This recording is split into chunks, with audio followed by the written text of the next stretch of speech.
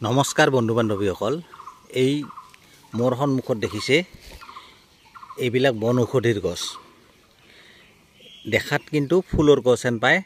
এইবিলাক কিন্তু আচলতে মই ৰোপণ কৰা নাই, মই ৰোৱা নাই। মই বাৰীত আহিছোঁ বেলেগ এটা কামত, বাৰীখন চাফা কৰিবলৈ আহিছিলোঁ। আহোঁতে দেখা পাওঁ খুব ধুনীয়াকৈ ফুলবিলাক ফুলি আছে।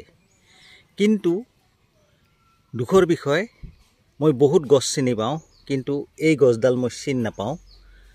কাৰণ এই গছডালৰ নামো কি সেইটো মই নাজানো। নিশ্চয় ইয়াত বন ঔষধিৰ কিবা গুণাগুণ আছে নিশ্চয়।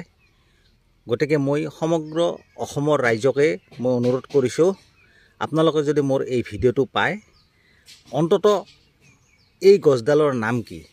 এই পাতবিলাক দেখিছে আনাৰসৰ পাতৰ নিচিনা, চাওক। এই পাতবিলাক মই আপোনালোকক দেখুৱাই আছোঁ। এই চাওক, পাতবিলাক এনেকুৱা আৰু পিঁয়াজৰ ঠাৰিৰ নিচিনা এইবিলাক ঠাৰি ওলাইছে, তাৰ পৰা আৰু এইবিলাক ফুল ফুলি আছে, চাওক। নিশ্চয় ইয়াৰ বন ঔষধিৰ কিবা গুণাগুণ আছে। এই গছডাল মই চিনি নাপাওঁ, নিজে নিজে হৈছে বনৰীয়া গছ।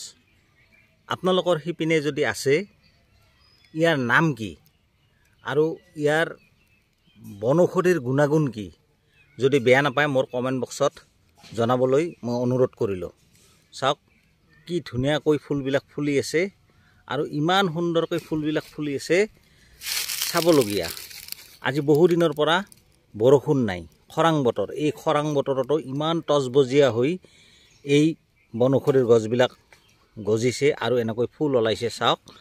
মানে খুব ধুনীয়া আৰু দেখিছে। মই বাৰীত কাম কৰিবলৈ আহিছিলোঁ আৰু বাৰীত কাম কৰিবলৈ আহি এই ফুলবিলাক মই দেখা পাই মোৰ খুব ভাল লাগি গ'ল। নিশ্চয় ইয়াৰ কিবা বন ঔষধিৰ গুণাগুণ আছে, কিন্তু দুখৰ বিষয়ে মই নাম নাজানো। আপোনালোকে যদি কোনোবাই এই বন ঔষধি গছজোপাৰ যদি নাম জানে, মোৰ কমেণ্ট বক্সত জনাবচোন কি নাম।